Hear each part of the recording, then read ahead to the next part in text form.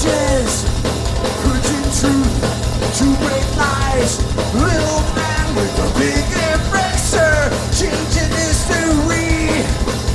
See the side he's programmed to, while she's and sees.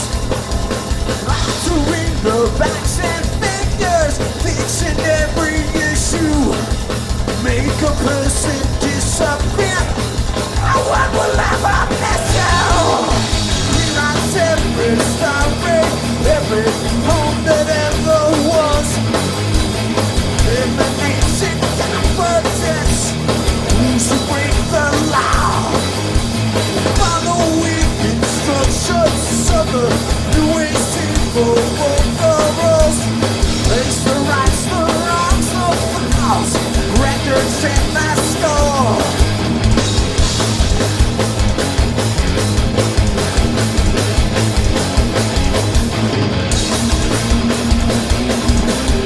Say you got the answers, walk the watch you anyway. I think maybe it was meant to be this way. I'm trying to fool us, now the worst is yet to come. I believe my kingdom will come.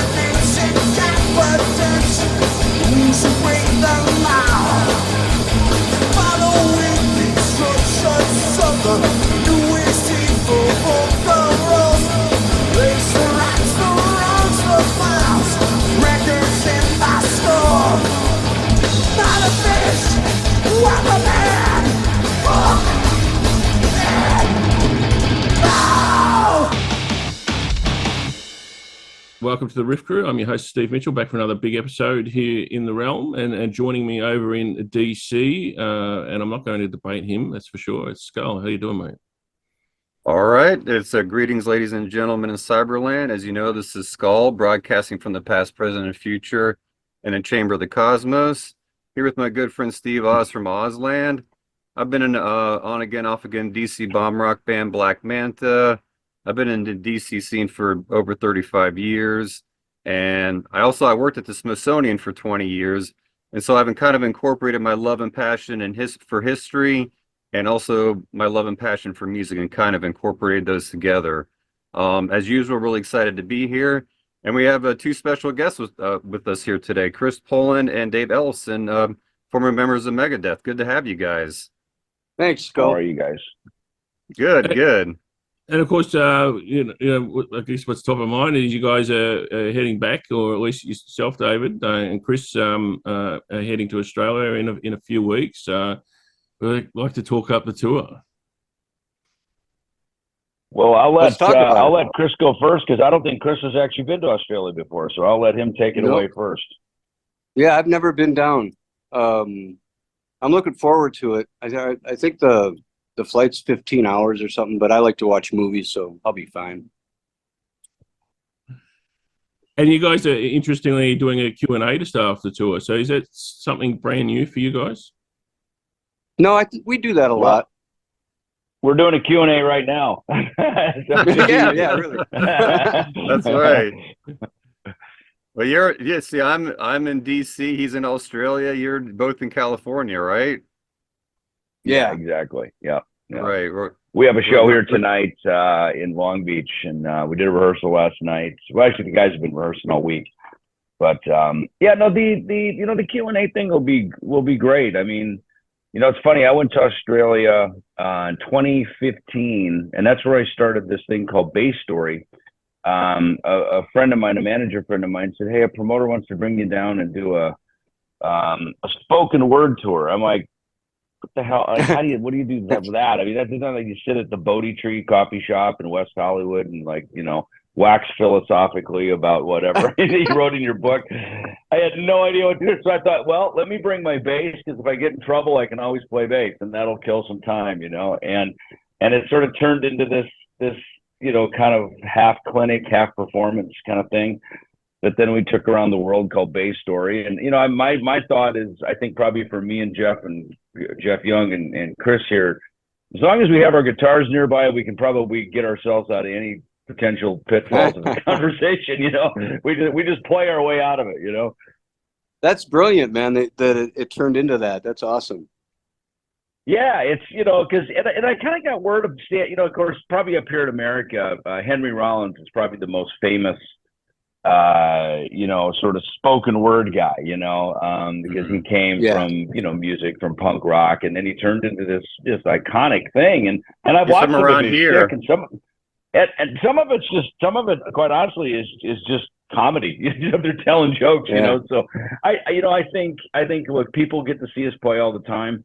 I think when you do in our case, the Q&A that we're going to do, kick off the tour in Melbourne, and then end in Melbourne. So the first night is a Q&A kind of thing to just be, just kind of be personal and chattable and this kind of stuff that we do. It's no different, maybe, I guess, than some of the VIP stuff we do where fans just get to ask some questions and be up close and personal. And then we will come back and actually play a real proper show in Melbourne as well.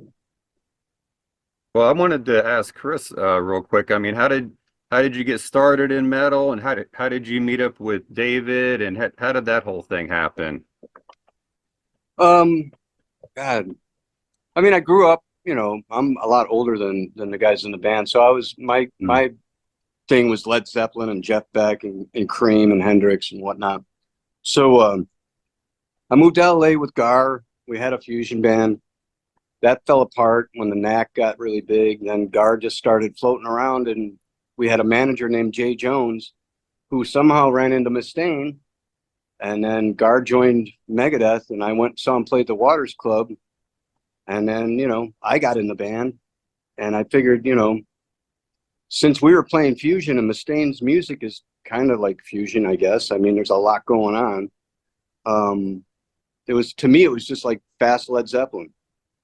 So, yeah, I mean, as long as I had, the right tone, and the tone I had at the time worked, even though it was kind of a very strange recipe. It was a Rockman into a clean, non-master volume Marshall, and that was the sound. So anyway, that's how I got in the band, and and then me and Gar were we had our thing, and then Dave and Dave, you know, turned me on to metal. I mean, that's when I started listening to, you know, Merciful Fate and all this stuff that I would hear these guys playing on the bus or in you know, whatever we were traveling in. So I cut my teeth with metal in that band.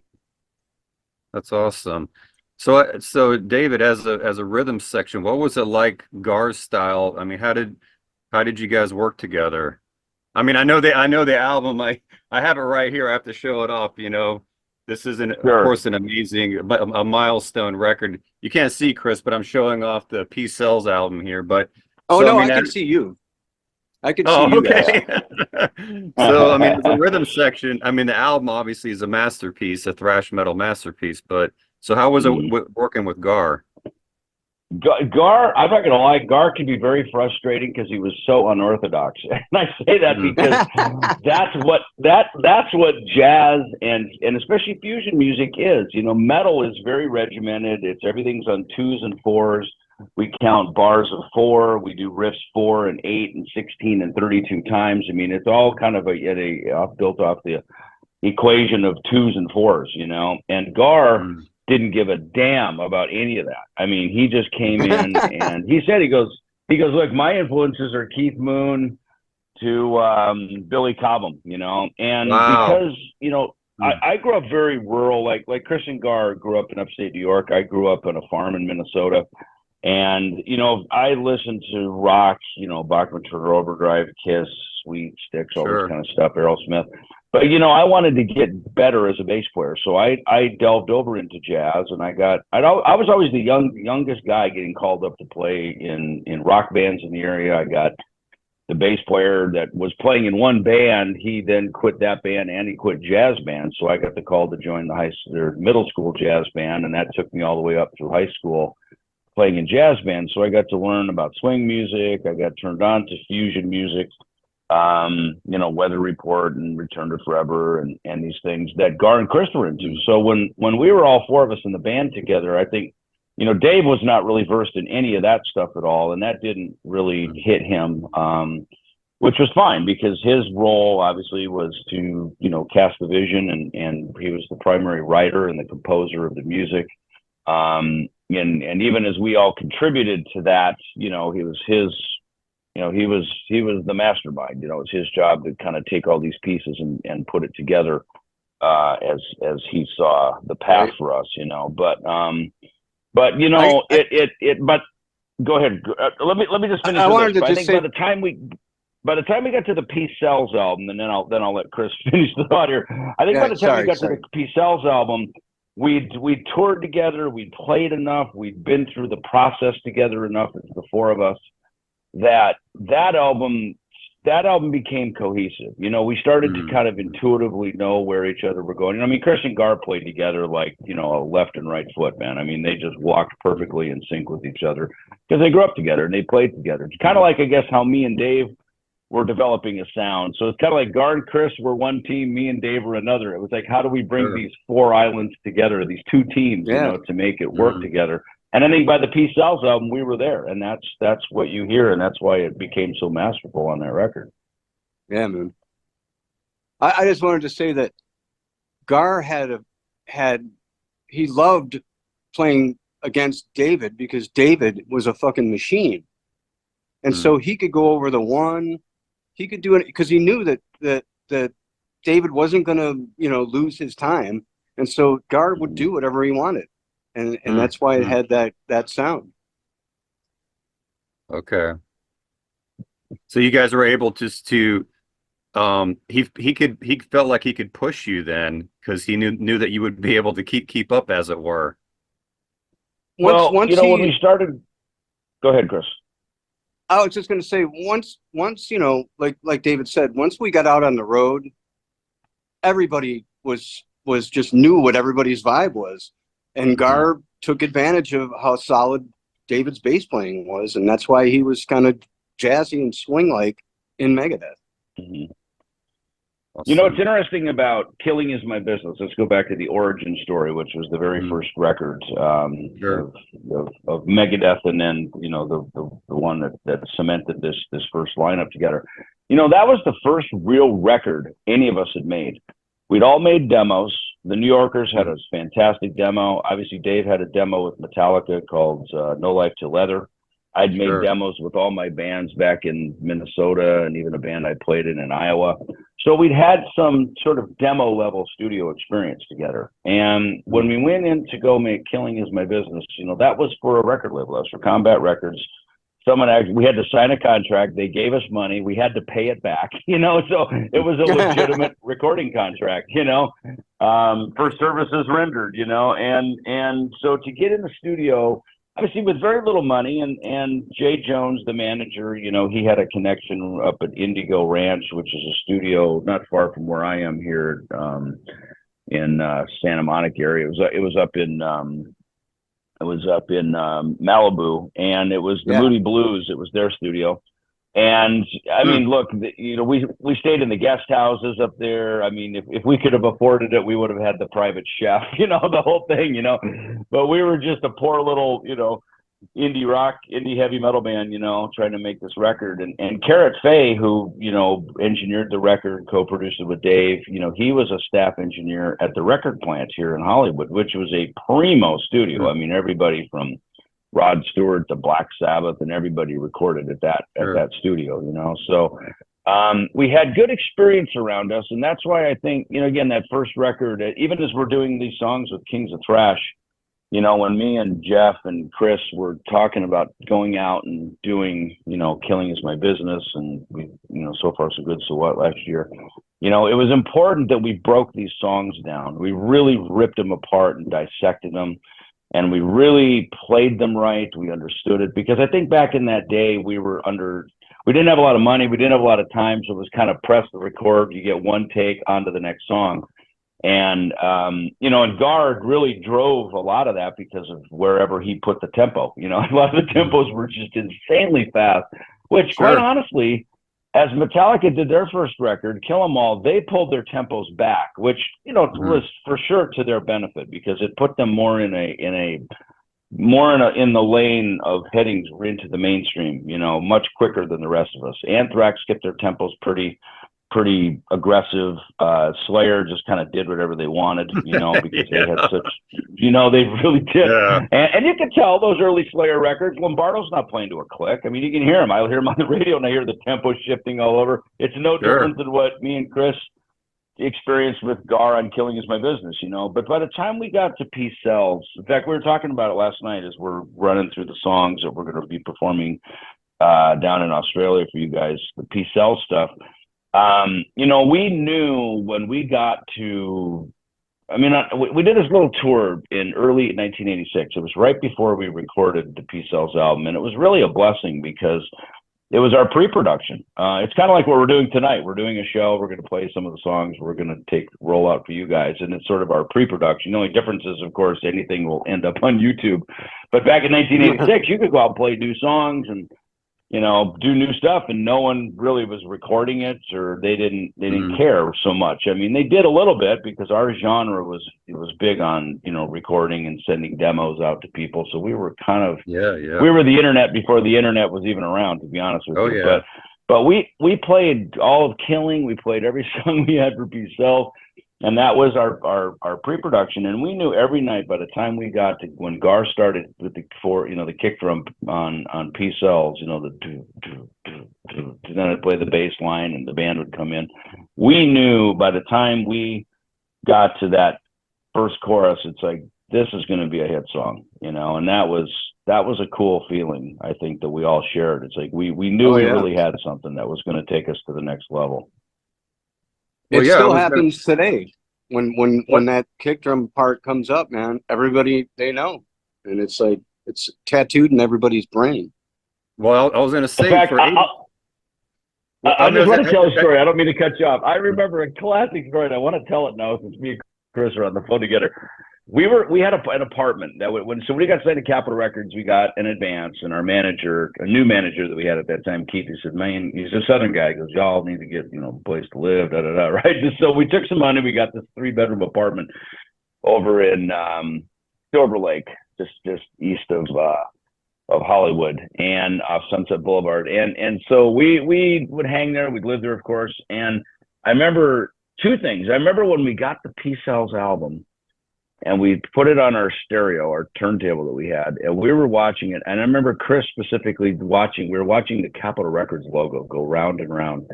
And Chris goes, man, that's the record that the Beatles were on, the label the Beatles were on, right? And it was so impact. Me and Dave and Chris were just standing there watching the Capitol logo go round and round. And then the other one was we were like the kitchen area kind of open to the main room, right? To the whole, it was kind of like a railroad apartment or something, right? And Chris is in there like doing the dishes. I'll never forget it. He's doing the dishes.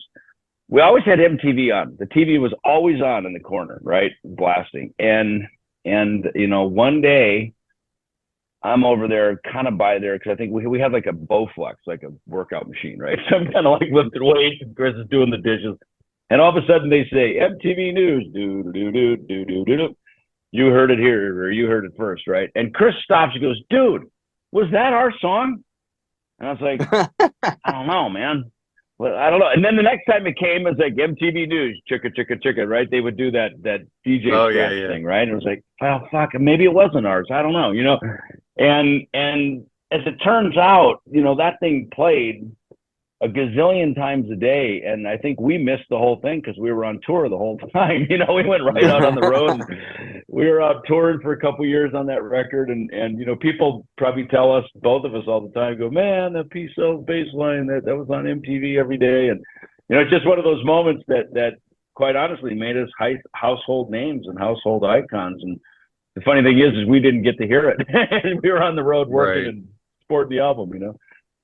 Yeah. Well, I mean, I'll just say from my perspective as a kid, that was at the very beginning of the emergence of the underground scene. It was getting into these underground bands that that 86 obviously was like a landmark year. It was a huge year, you know, the Master of Puppets and Rain and Blood and P-Cells. I mean, those are considered some of the three like milestone, you know, thrash metal records. And I was one of those camps where it was like, you know, because of the crazy feud between you guys and Metallica, it was like there was a Metallica camp, the Megadeth camp, and so I eventually came around. I was like, what did I miss out on? I mean, this is such an amazing album.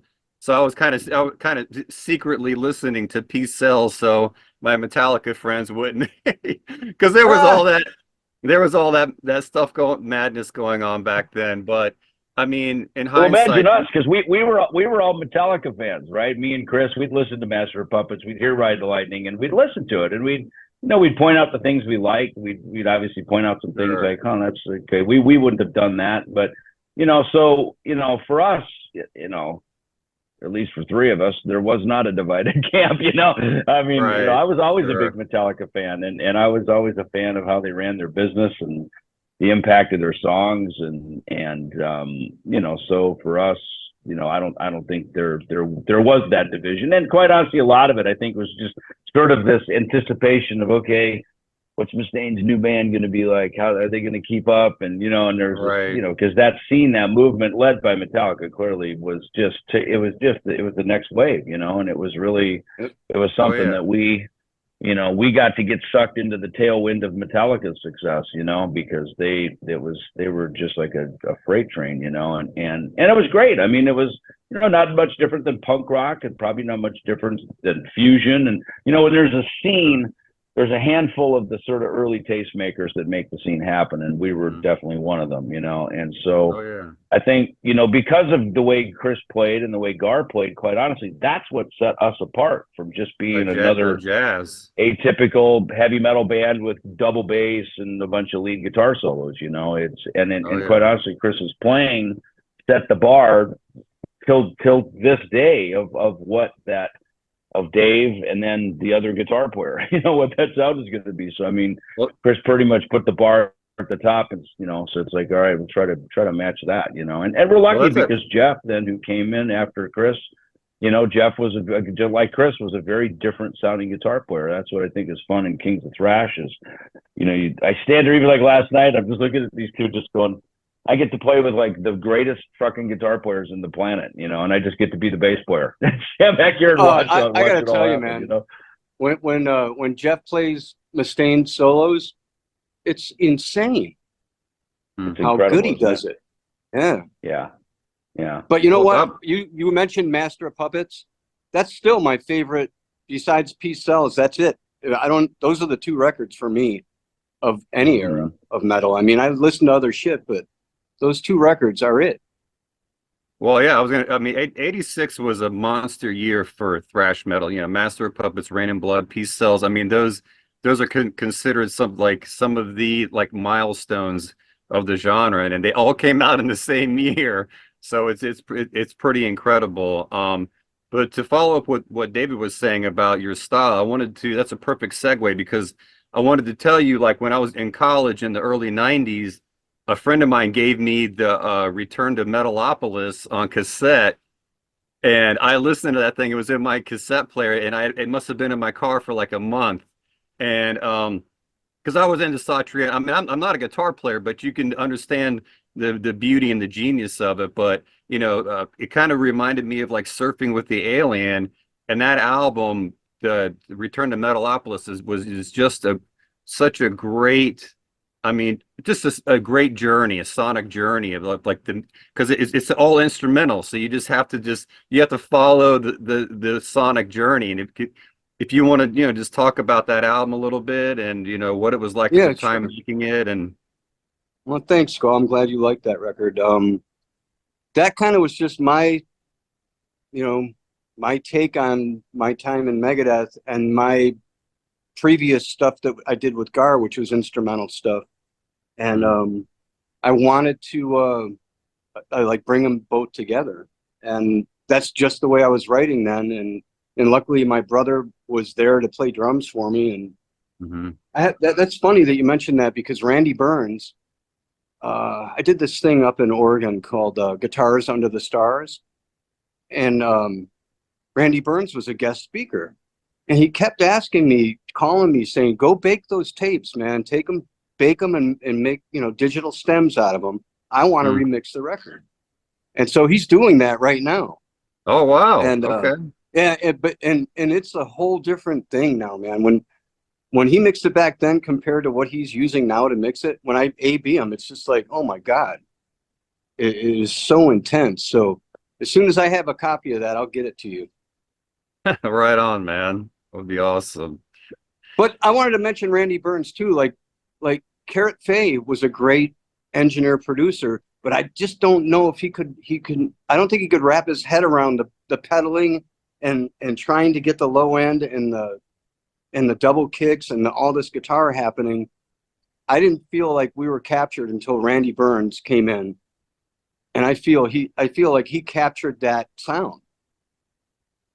And I'm not taking anything I would away from agree with Carrot that. because, I would agree with that. Randy Yeah. somehow, and not only that, but Randy Burns, it took him like 3 days to figure out what our thing was.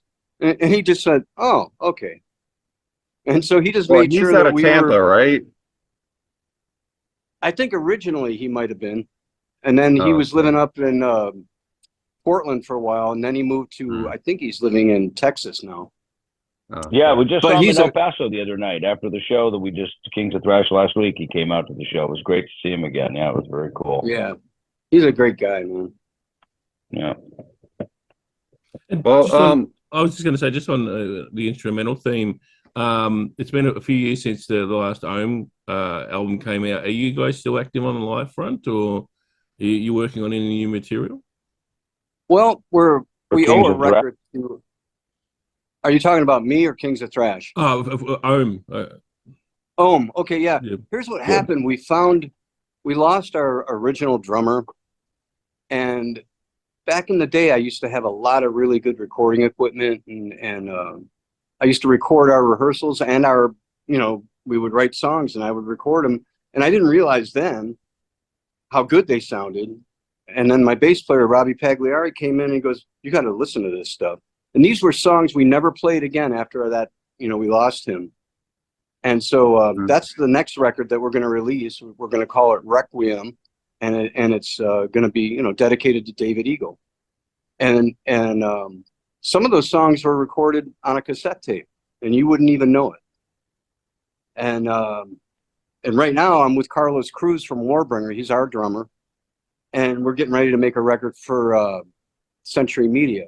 We've owed him this record for like a year, but you know, everything, you know, Carlos is either on tour or making his record with Warbringer, or I'm doing stuff with, you know, the Kings of Thrash.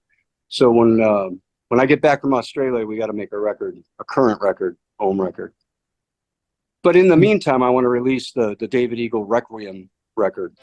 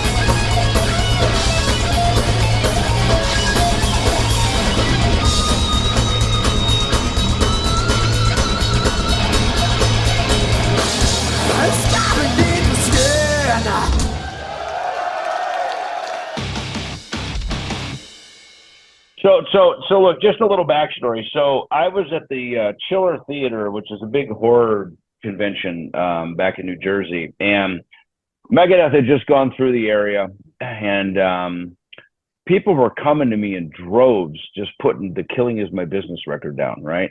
and lots of times it's Peace Sells, of course, and Rust in Peace. But it was noticeable that it was Killing Is My Business, right? And even so we did the original version, obviously, that Chris and I did. Then we remixed it again in 2001, and we remixed and reissued it, called The Final Kill, like the final time we're going to keep remixing this album, in 2017. And I always wanted us to go out and play. I think there's only one venue that's still open from the original Killing Is My Business tour, and that's a place called the Metro in Chicago. And so, which is where we played. And I always wanted to just go out one night and play Killing Is My Business. It'll literally take us about 32 minutes, and that's all it'll take, right? It's a pretty short album. And I could never quite get that to click, right? So these fans are bringing this record to me in 2001. I come home, I call Chris immediately. I go, dude, we should go out and play Killing Is My Business and Peace Sells.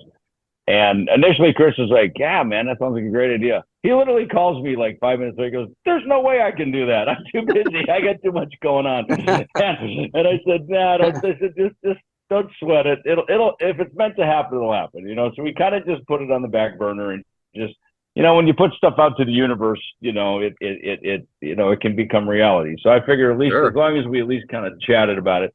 And then sure enough, Jeff Young and I get connected again through making this Nick Menza film that I just got asked to narrate it and got involved in it a little bit with that. And so around that whole thing, Jeff and I got connected, and we started to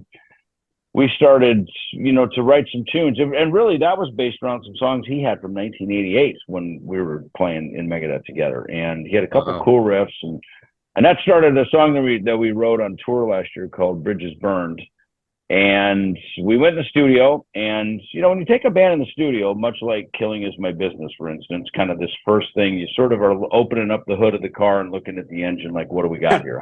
We know we can play live, we know we can do all the stuff that we're doing live. What do we like in the studio? Because the studio will reveal all kinds of different things. It'll reveal hidden secrets and cool little moments that you go, man, we got to tap that.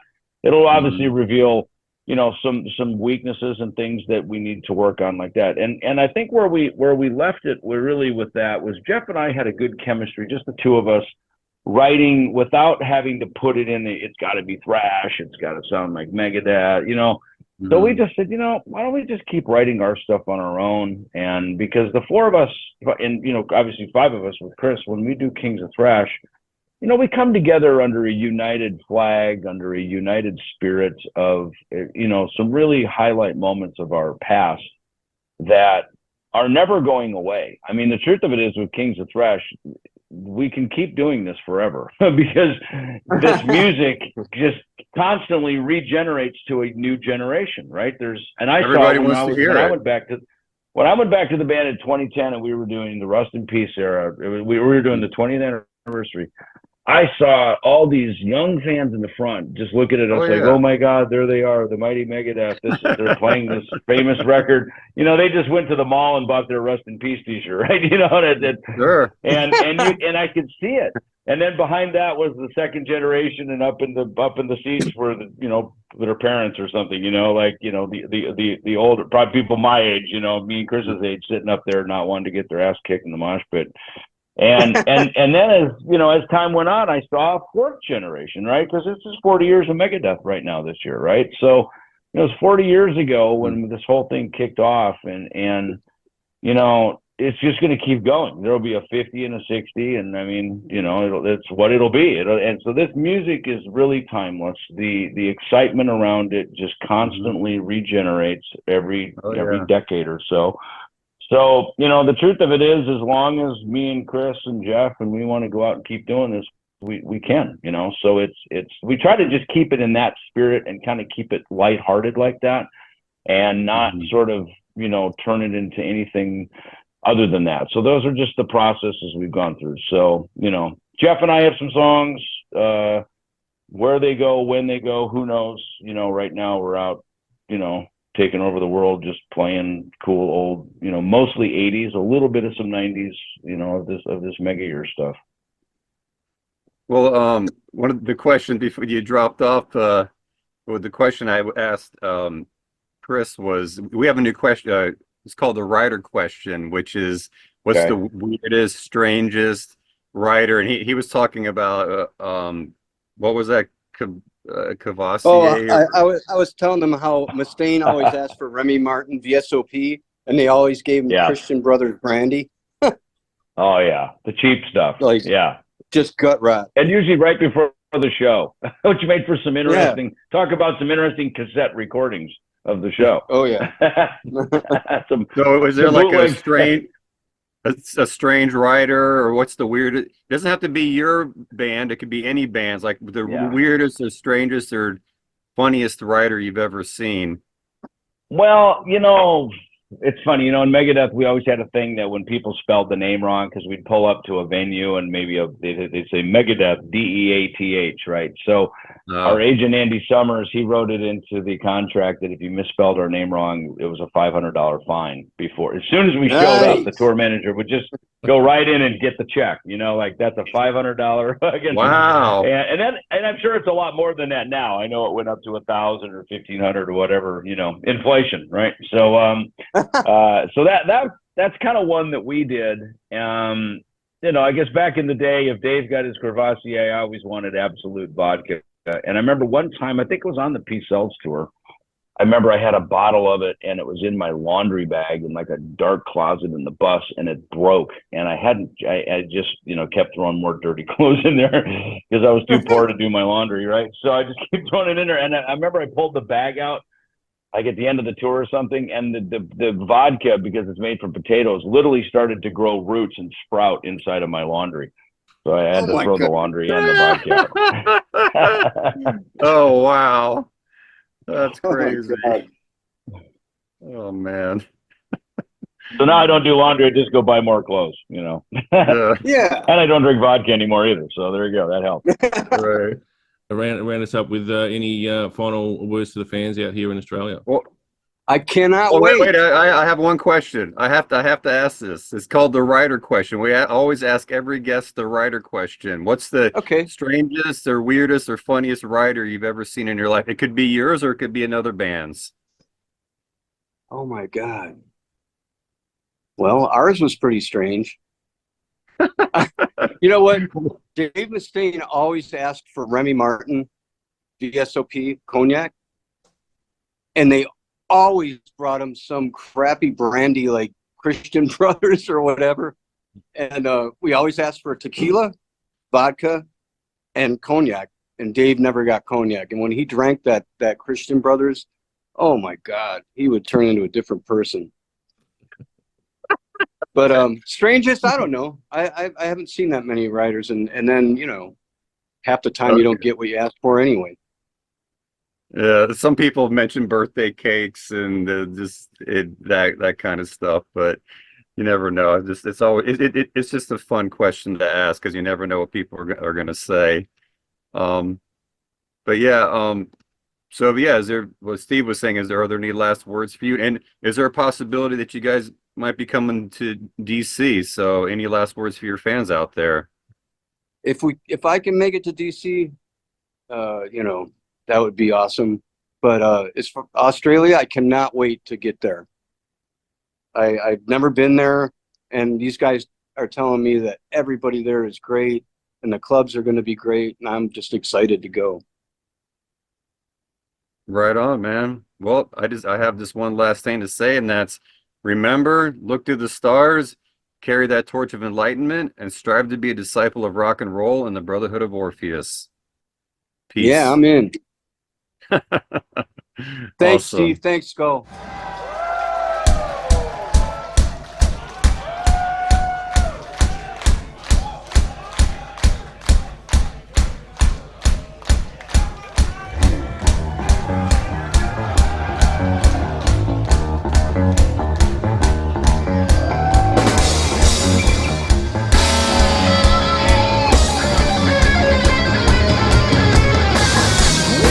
I don't believe in God.